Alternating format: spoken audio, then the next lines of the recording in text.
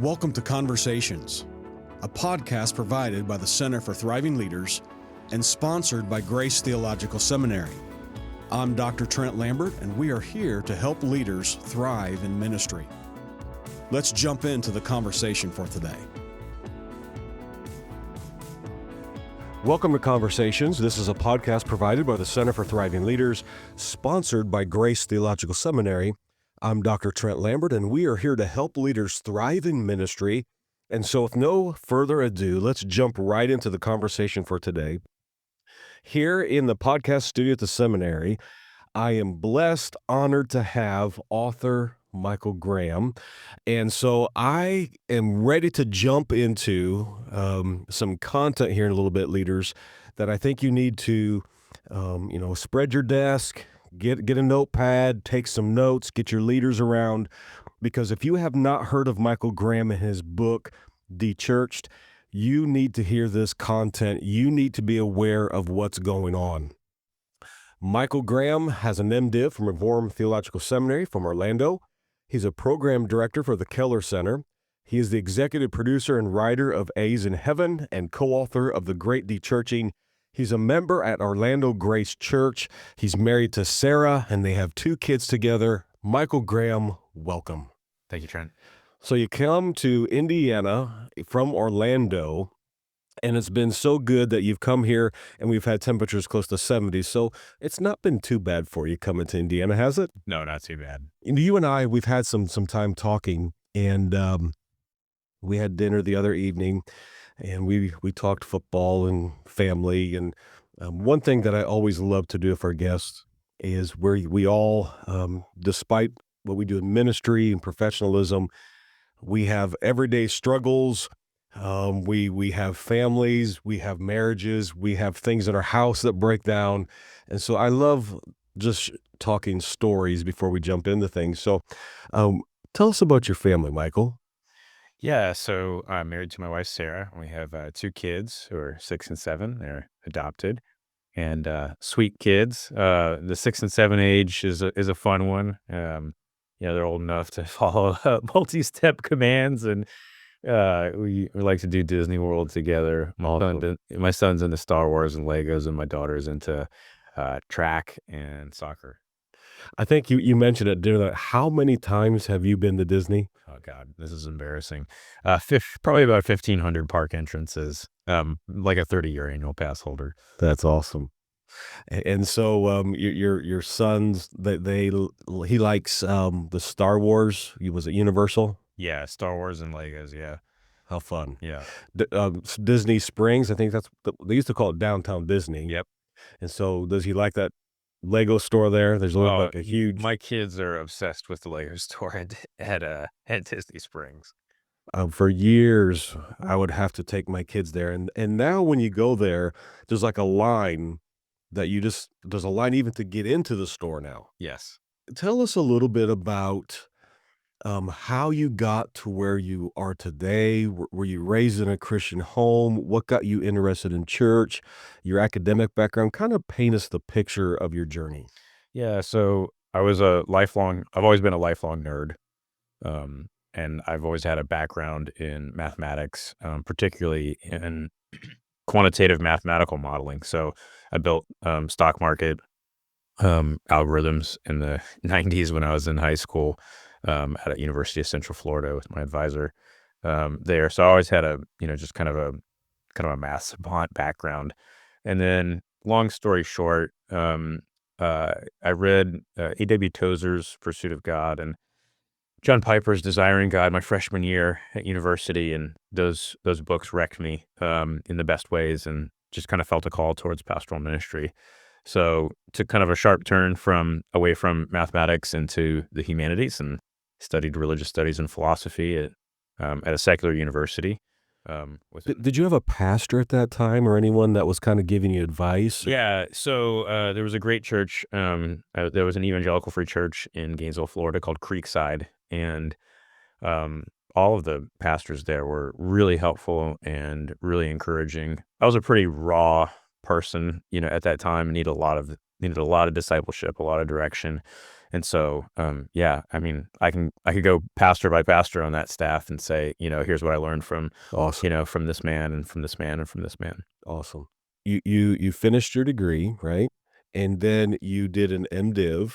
What was your push, your propulsion to do the MDiv program? Yeah, well, you don't really necessarily know. You don't know what you're doing, in your 20s. But I knew that I needed a theological education Yeah, and a foundation and a base. And so, I knew that, the MDiv was the most robust, avenue for that. So I got that, but not necessarily feeling a call towards being a senior pastor or somebody who's preaching on a very regular basis. I knew that that I was geared towards doing more institutional leadership and operations and project management and those kinds of things. And so there there aren't many people who end up doing that kind of work, because if you have the skills, gifts, and abilities to do that, you can add a zero onto your paycheck by doing the same kinds of things in the secular workforce. for sure. And so, but, I had a calling towards that kind of institutional work. And so, spent about 15 years doing kind of executive pastor type stuff in the local church environment before, working at the Gospel Coalition, underneath the Keller Center department, there. Talk to us a little about the Gospel Coalition and what you're doing there and how you're helping that organization. Yeah, so if you don't know the Gospel Coalition, it was co-founded by D.A. Carson and the late Tim Keller. And basically, at the heart of the Gospel Coalition is the friendship between Carson and Keller. And the inspiration for the Gospel Coalition kind of came from actually British evangelicalism. And in Britain, they're further down the path of post-Christendom, secularization, these different kinds of things.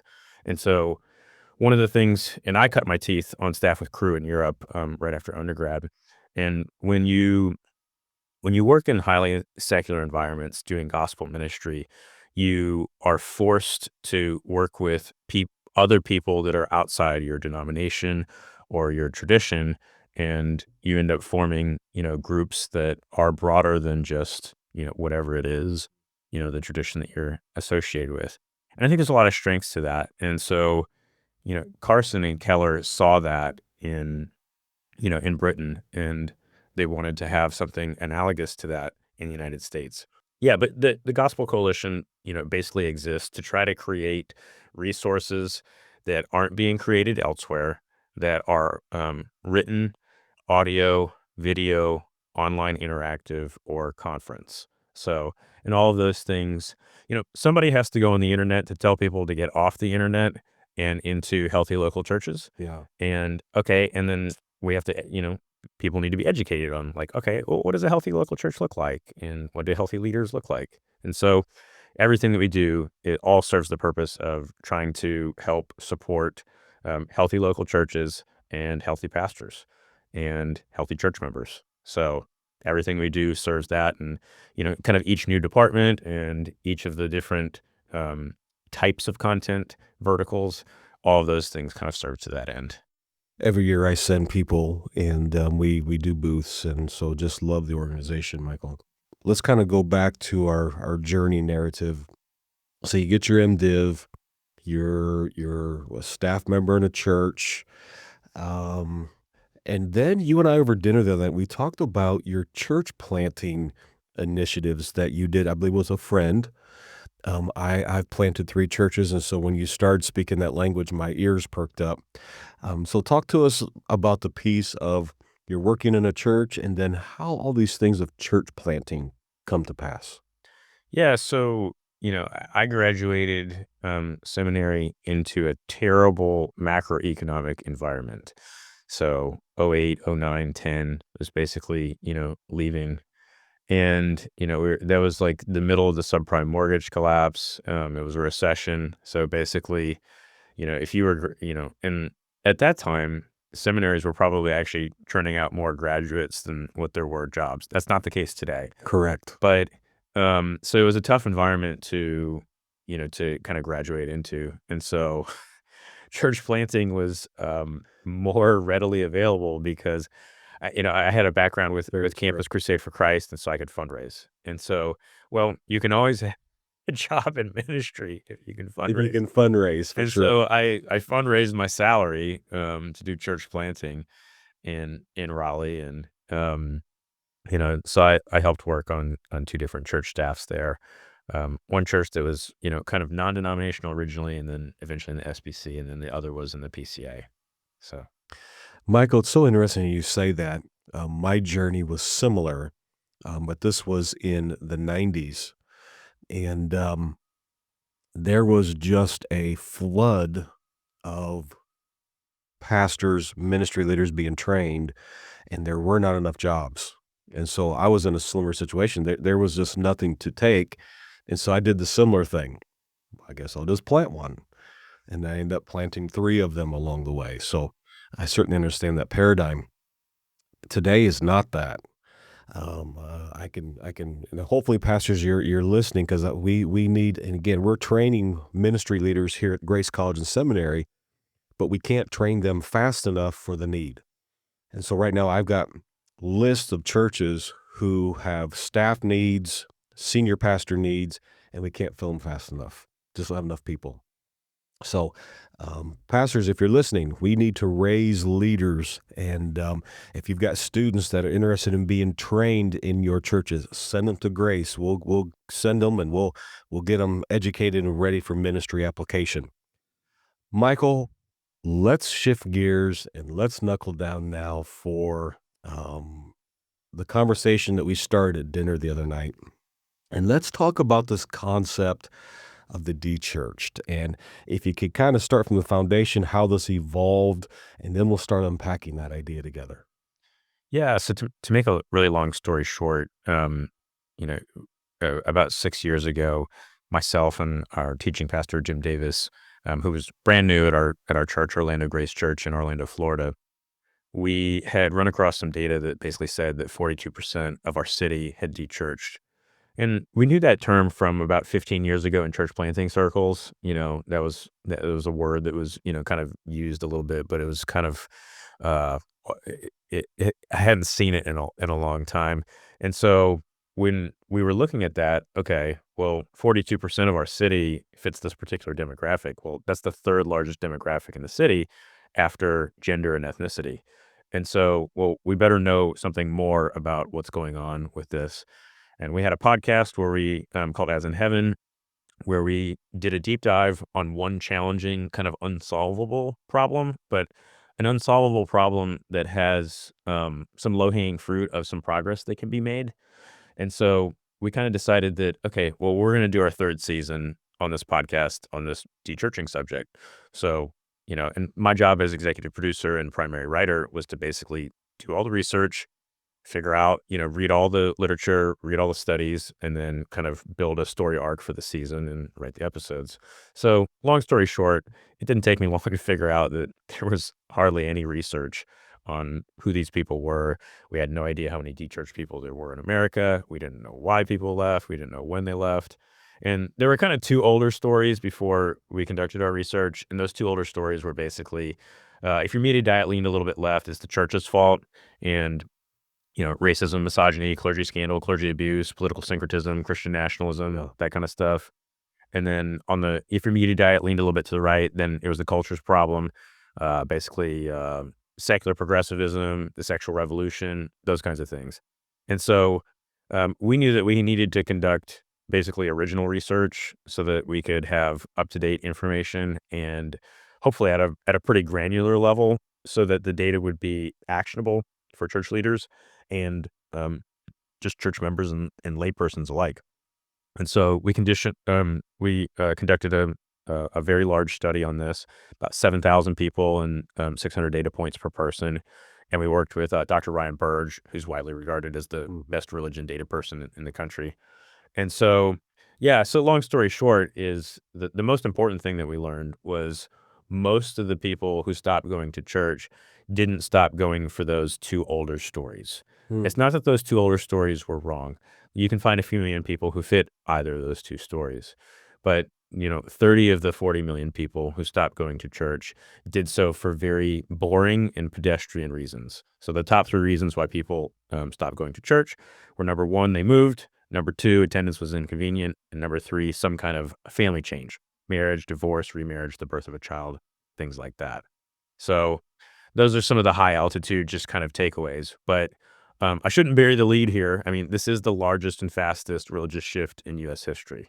So this is larger than the First Great Awakening and Second Great Awakening, Wow. and all the Billy Graham Crusades combined. And it's also the fastest shift in our country's history as well. Are you seeing any variance on whether it's Gen Z, millennial, X, generational differences at all with that? There are some generational differences, but it's a phenomenon that touches every region, every tradition. It touches every ethnicity, every socioeconomic status. There's a little bit of difference between each one of those kind of permutations and combinations. People are most at risk somewhere in the like 13 to 39 age range, Yeah. but you there's an awful lot of baby boomers who've stopped going to church too. So nobody should kind of think about this and think, oh, this particular demographic is immune or is not at risk. Got it.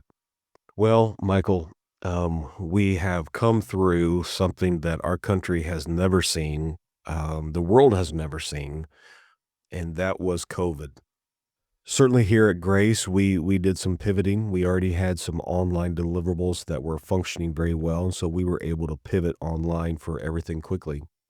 Some churches were not that prepared. So today, when I talk to pastors, some have persevered well. Some are still struggling. So within this context we're talking about, the de-church culture, is there anything that you're seeing from COVID that has added fuel to the fire, or is COVID at this point mute? So one thing to think about is probably the tipping point when dechurching went from being a kind of slow, steady, linear process to being exponentially and rapidly increasing was probably around the time of Nirvana's "Smells Like Teen Spirit." Okay, that's probably about or REM's "Losing My Religion," and So true. so that was, kind of early mid 90s is when things kind of began to accelerate. Now, before that, so we're talking 40 million, US adults, and let me define terms here too.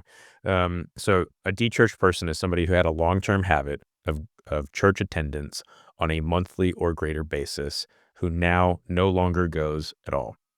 Now, this phenomenon was largely a mainline and Roman Catholic phenomenon in the 80s and up to the mid 90s. Evangelicals started dechurching about the mid to late 90s to present. Hmm. Okay. And so the of the 40 million people who stopped going to church, about 20 million of those are mainline and Roman Catholic, and 15 million are evangelical. 15 million. 15 million. So basically what we have with respect to, that the evangelical dechurched, there's four different profiles that we talk about in the Great Dechurching book.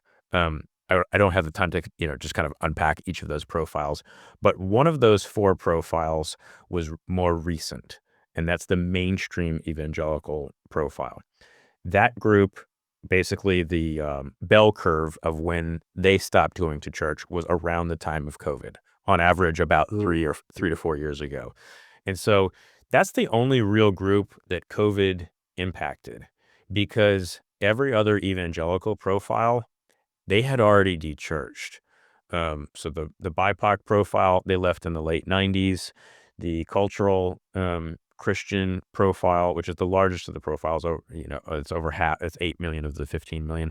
They left on average about a little over 10 years ago. And then the ex-evangelical group left around 13, 14 years ago for their bell curve. And so COVID actually, oddly enough, did not have a huge impact uh, on evangelical dechurching, except for that mainstream evangelical Very profile. interesting. So now, I don't say that in a way to say, hey, COVID didn't affect your church.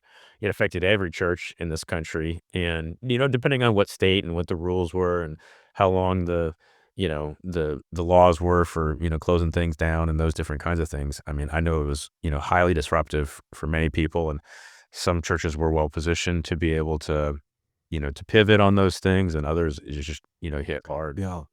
So, We've had some authors and we've talked in our podcast room about digital church live streaming. So when we talk about de-churched, we're not talking about people who have maybe, because of COVID, they left, you know, coming to a sanctuary, but now they're watching services online. Is that part of the de-church group, or are they still considered attenders? so we do not consider people who are only doing church via live stream. We do not consider those people as being churched. Okay. So, um, yeah, there's a wide variety of reasons for that. The the first piece is just that when you think about church, it's the ecclesia, and it's inherent. Church is inherently embodied. Yeah. Now, I'm not talking about people who are shut-ins and have kind of medical situations and those different kinds of things. We had carve-outs for that in our research.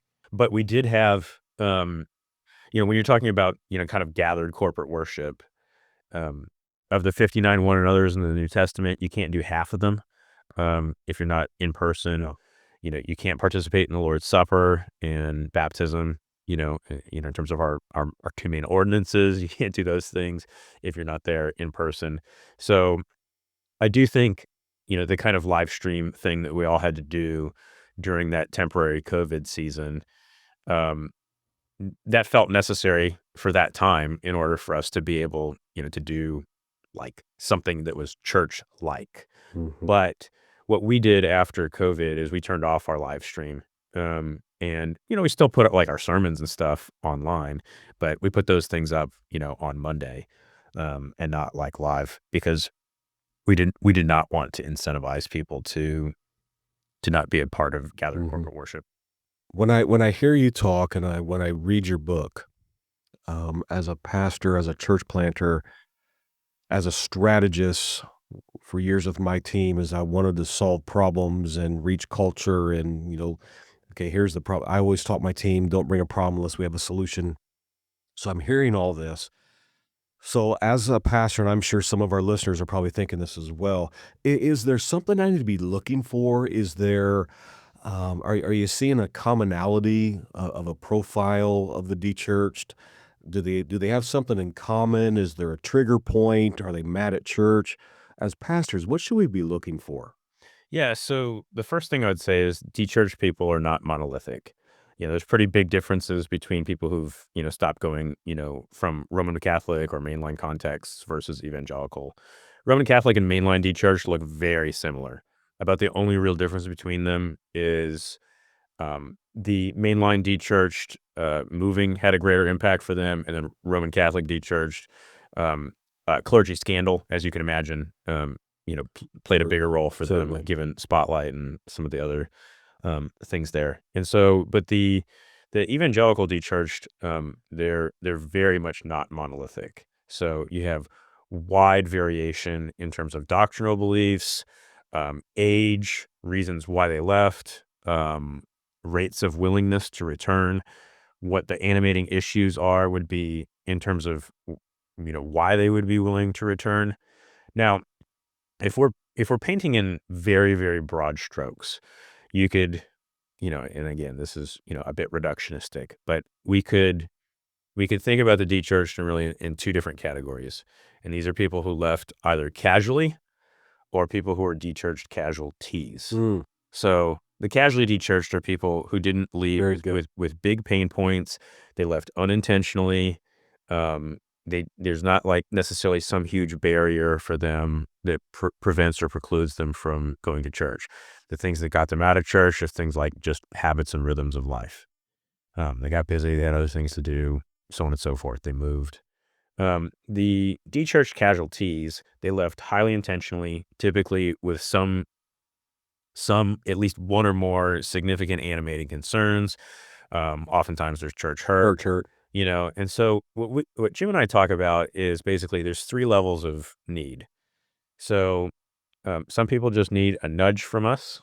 These are people who are probably in that mainstream evangelical profile where they know that they need to be back at church. They miss church. It seems, they're Orthodox. They believe the gospel. They're regenerate, all of those different kinds of things. And then the second level of need is people who probably need our dinner table. Yeah. They need like the side door, to the church and not the front door. And so these are people who have probably been out for a bit longer. Maybe there's a little bit of friction there, or maybe there's some, a sad story or two, or a little bit of pain, but not massive. And then the third category of people is people who probably just need us to be in their life for years and decades.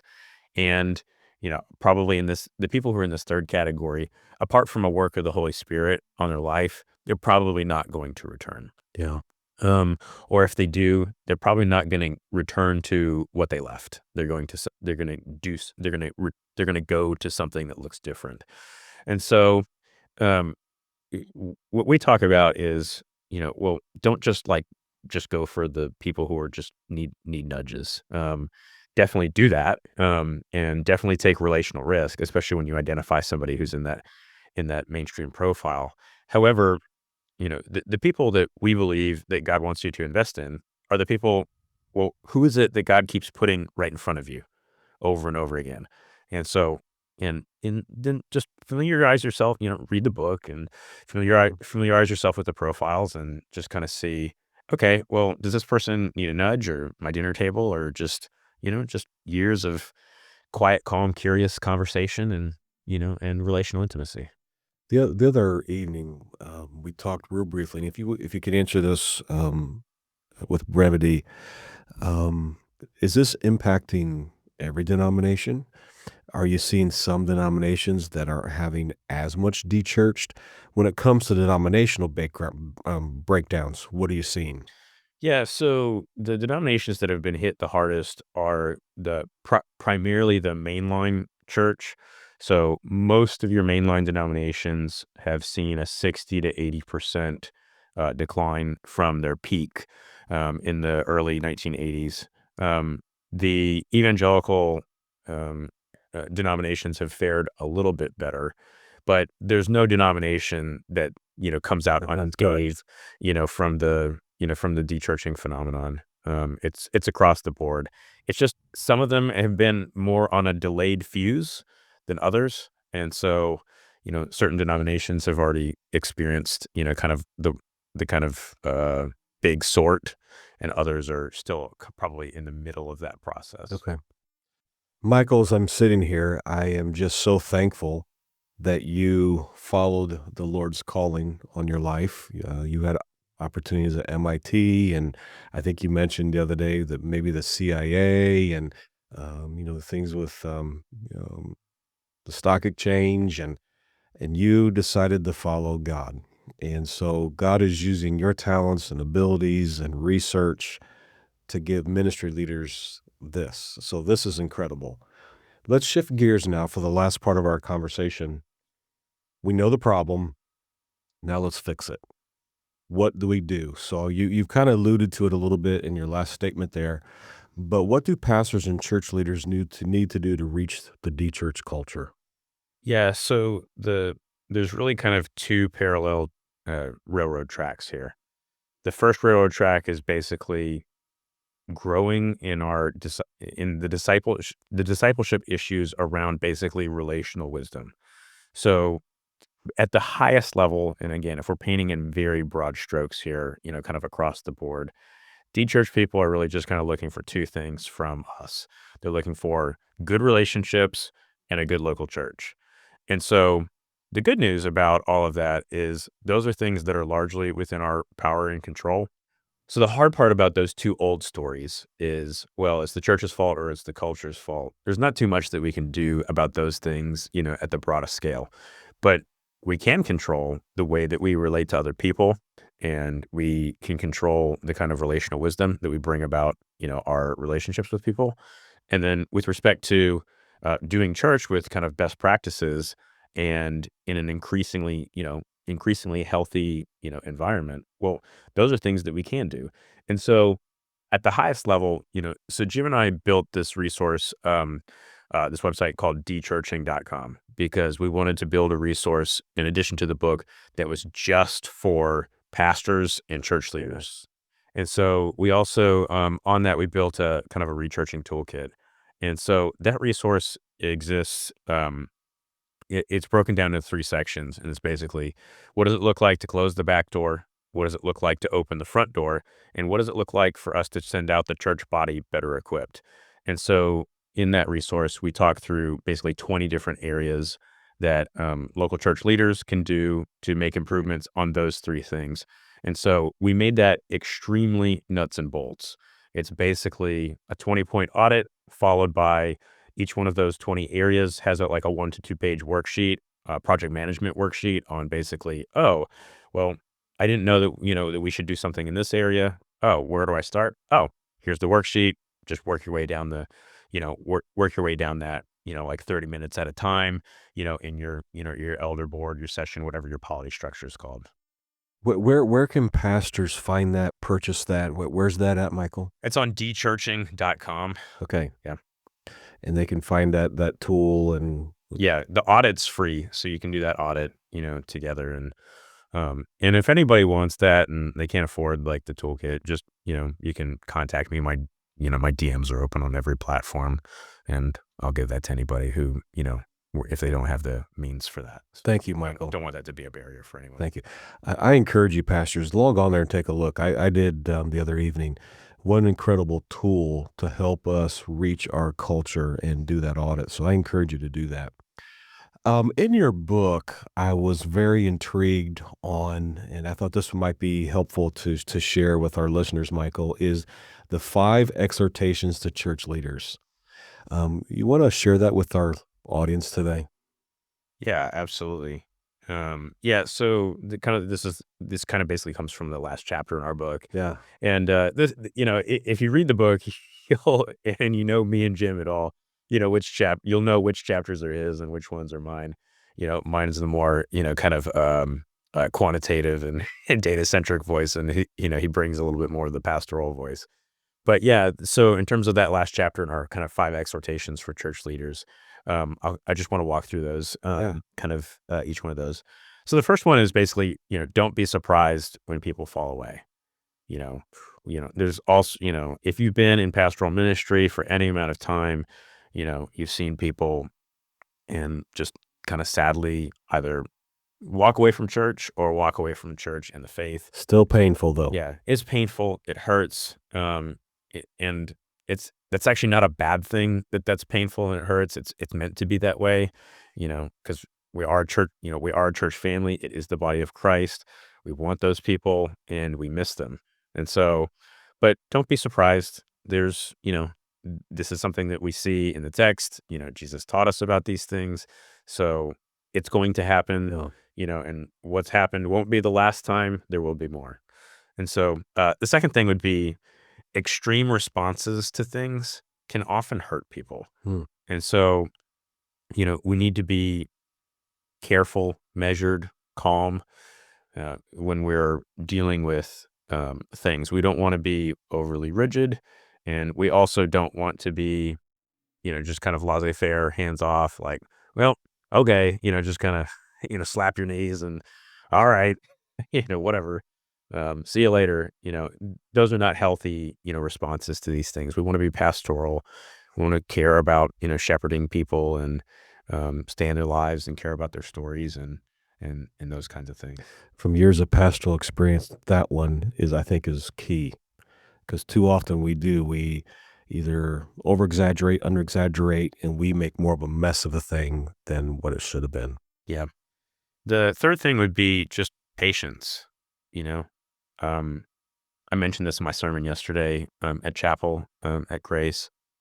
Ministry is a lot has probably more in common with gardening than what it does with like a factory assembly line. And so, not that we don't want to have systems and processes in church. When we want to do church in an orderly fashion, but when we're dealing with people, I think a lot of the agricultural analogies, that our Lord, used make sense. You plant in a different season than when you harvest. And there's all sorts of, cultivation that must be there, abiding on the vine. We have, just analogy after analogy on sowing seed and all those different kinds of things. So I think just there's a need for us to be patient with people and patient with their stories and have a quiet, calm, and curious posture towards other people, and not in a non-defensive one. And I think when we have that kind of a posture with people, I think that's a base from which we can be more persuasive.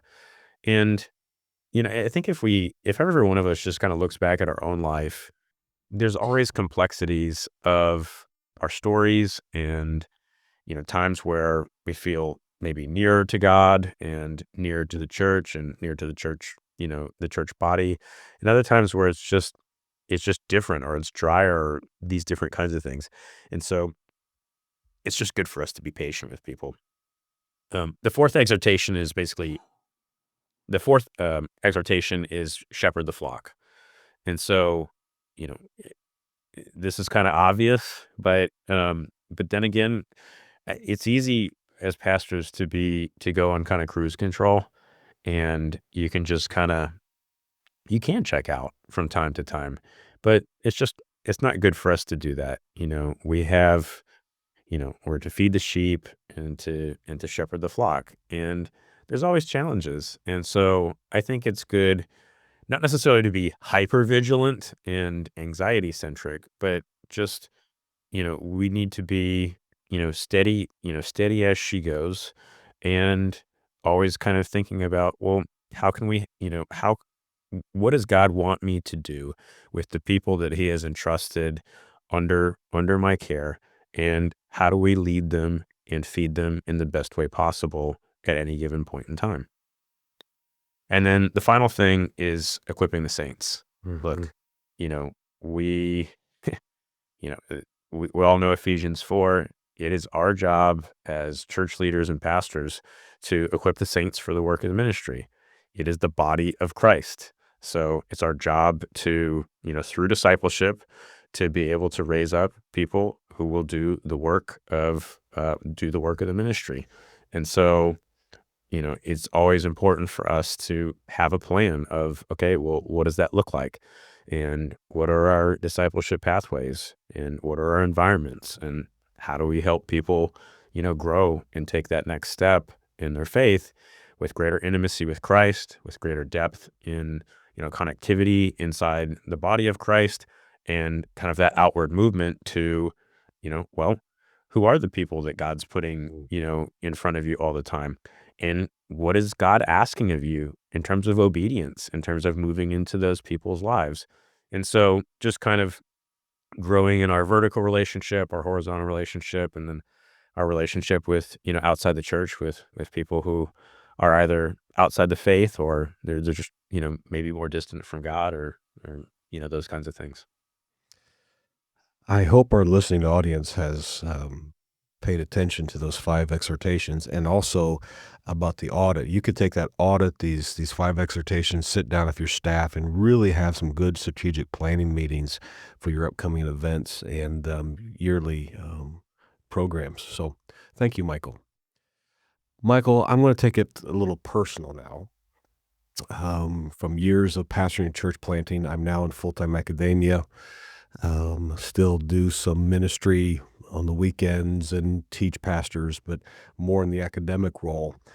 From your perspective, what can seminaries do to better train and equip church leaders today to face the dechurched culture?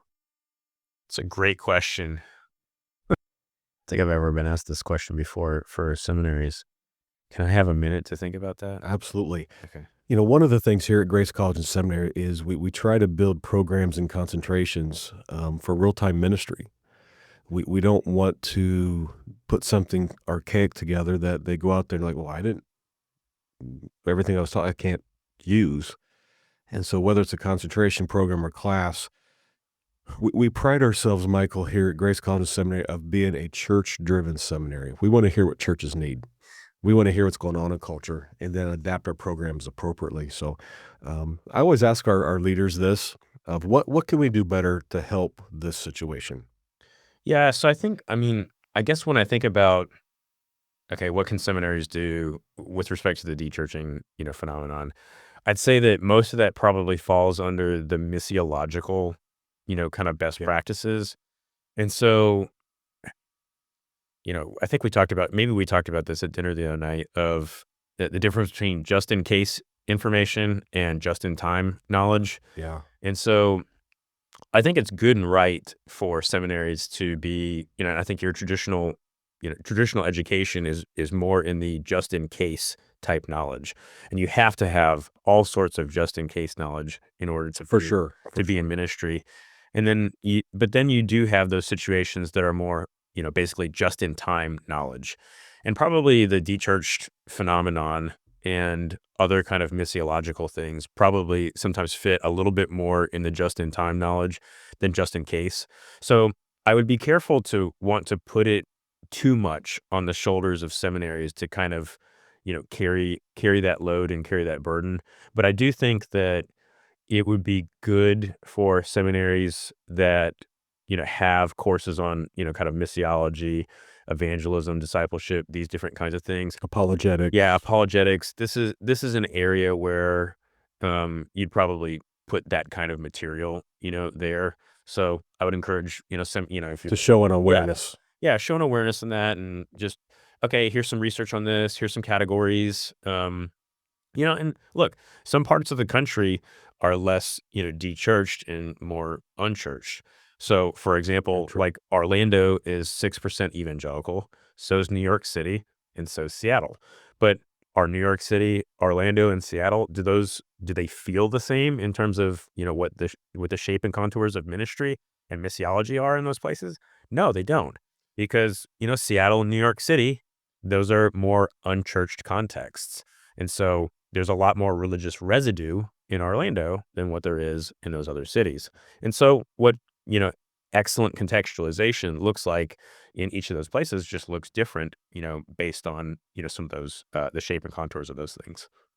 Our discussion today has been very rich and helpful. And again, from my pastoral mind, the wheels are turning and I'm thinking of strategy and things that I could be doing if I was pastoring.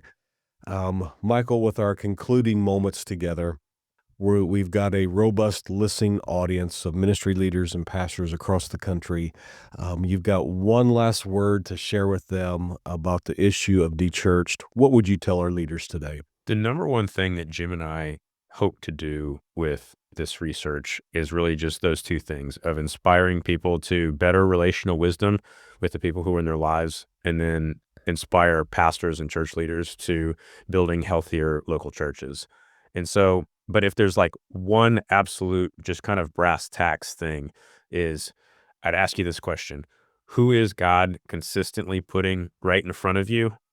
And what does taking a step of educated relational risk look like in moving towards that person or persons? We very much want to inspire people to take educated relational risk, to move towards somebody else, to have greater depth of spiritual conversation, or even, broaching that subject for the very first time. And, whether that's gospel conversation, more broadly spiritual, or inviting that person to church, you're going to know what's best in those situations because you know those people who are in your life. But we want to inspire people to take educated relational risk. Grace College Seminary has been blessed to have you over the last few hours, Michael. Thank you. How can our listeners today, how can they purchase your book? How can they find out more about you and the ministry that you're doing? Yeah, so the book's, easy to find on Amazon. I think that's typically where it's cheapest. In terms of institutionally, you can find the work that we're doing at the Keller Center for Cultural Apologetics at the website thekellercenter.org, thekellercenter.org. And I'm not super active on the internet in terms of like social media and stuff like that, but the main platform that I'm on is Twitter, and my Twitter handle there is at MSG Writes, WRITES, MSG Writes. So, but again, I'm not super active on those things. I don't really care for the internet. So, And if our listeners want more information, you can certainly contact the Office for the Center for Thriving Leaders and ask for Julia Peedy or myself, and we'll make sure that you get the information that you need. Michael, what a pleasure to have you in the studio today. Thank you so much. thank you, Trent. This is Dr. Trent Lambert with the Center for Thriving Leaders and Grace Theological Seminary, challenging you to keep thriving in ministry. Thanks for joining us. Listen next time. God bless. This is Dr. Trent Lambert with the Center for Thriving Leaders and Grace Theological Seminary, challenging you to keep thriving in ministry. Thanks for joining us today.